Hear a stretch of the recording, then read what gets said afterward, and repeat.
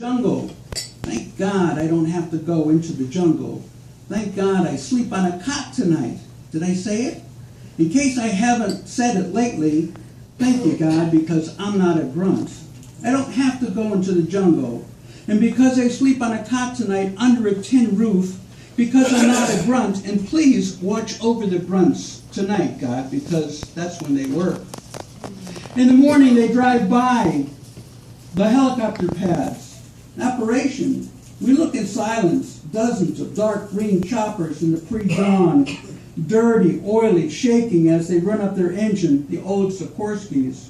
Whining, whopping, gliding along a foot above the ground, getting into position as if anticipation. The sleek Hueys. All wait for their cargo of 19-year-old boys pushing 60, hoping to see 20. Standing alone in groups, silently staring at their boots, nervous laughter, loaded packs and weapons stacked nearby, waiting for their destiny. We drive by, wondering what they're thinking. We know what they're thinking. While we work, building, the sun screams at us. We hear the Hueys, whop, whop, whop, skirt the ground, whop, whop, whop, lift over tree lines, whop, whop, whop, rush to the shore, whop, whop, whop, over the shore, past the shore, on the white ship sitting to the side of the horizon with the red cross on its side. A frantic landing on the ship's deck too far away to see the scramble of men and women grab the stretcher, the limp body slumped in a poncho. Then it lifts off, lowers its nose and heads back for more. Always more, all day long, chopper after chopper, carrying their precious groaning, screaming, moaning, still cargo to that glistening white ship that sits in the tropical sea, under the tropical sun, off the tropical beach of this tropical land, inhabited by its tropical people. We ride to our job along the coastal plains, past the coastal hills where the gunships blast the hillside with rockets and Gatling. Artillery pounds the slope with Willie Pete. Marines sweep haddies, patrols out ahead. The grunts flush snipers from their spider traps. Fire in the hole! Tanks belch fire from their snouts and the ground burns. You see the three white contrails high in the sky in the B-52s. They shorten some hills while the ground trembles beneath you and the pounding, thumping sound reaches you, and the hills turn to dust for 2 miles. Did you see any action? They ask again. Your mind snaps back. No. They're disappointed. They hope you could tell them some war stories, but all you could tell them is that you had it easy compared to others. I wasn't a grunt. I built things. What did you build? Things out of wood. Sometimes concrete, sometimes steel. Except I wasn't a steel worker, so I worked mainly with wood and concrete. Was it important stuff? Well, I guess it was all important. Hold it, says the young Marine. Damn, this is dehumanizing. You think, damn, this is dehumanizing.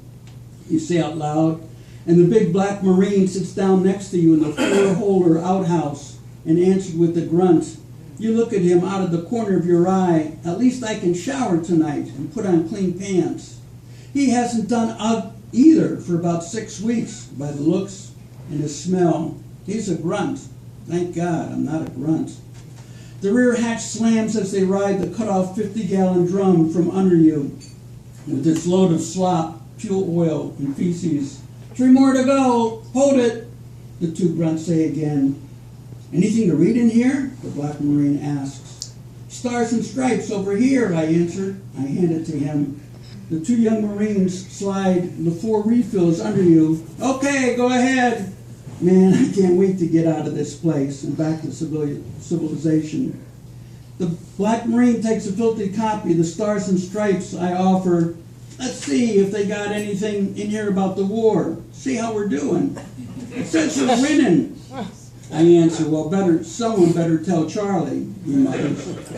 Yeah, I built those 4 holders, shit burners. They and those who worked on them, we were called, but I helped. My battalion to build a 10,000-foot runway, warehouses, and 1,400 plus futures, and drainage systems, and galleys, and a fire base, and a hospital.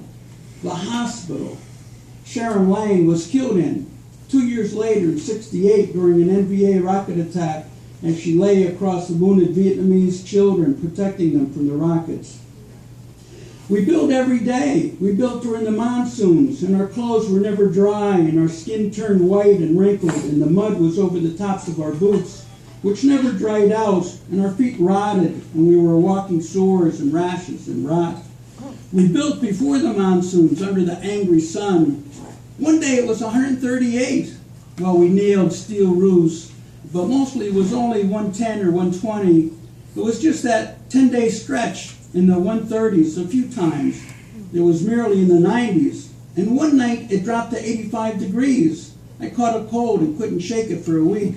It was as if Saul, whose rays build life, was saying he didn't like what we were doing with the napalm and the bombs and Agent Orange.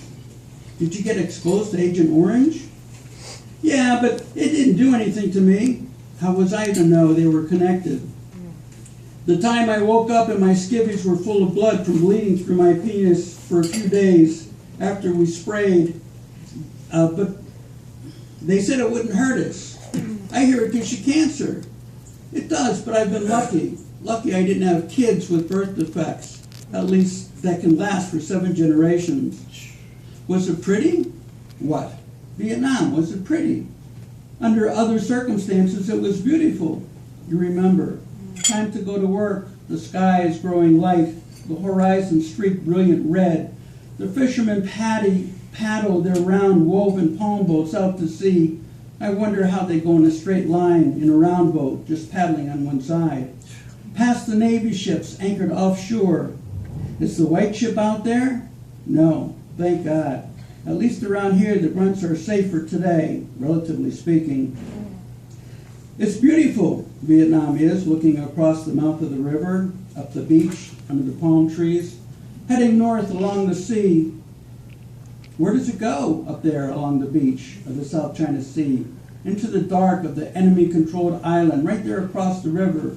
At night, the island spews tracers for us, days and weeks, trying to touch off the pallets of napalm, 250-pounders, 500-pounders, and artillery rounds unloaded from the LSTs that pull up right here on our side of the river. The bombs and the ammo are stacked next to our camp, and the Marines fire back, and our tracers go back to their side of the river, and the bombs and the ammo sit and never go off. And we go back to sleep, and eventually we think it stopped. The machine gun duels until we pull night bunker watch and find out we've only been sleeping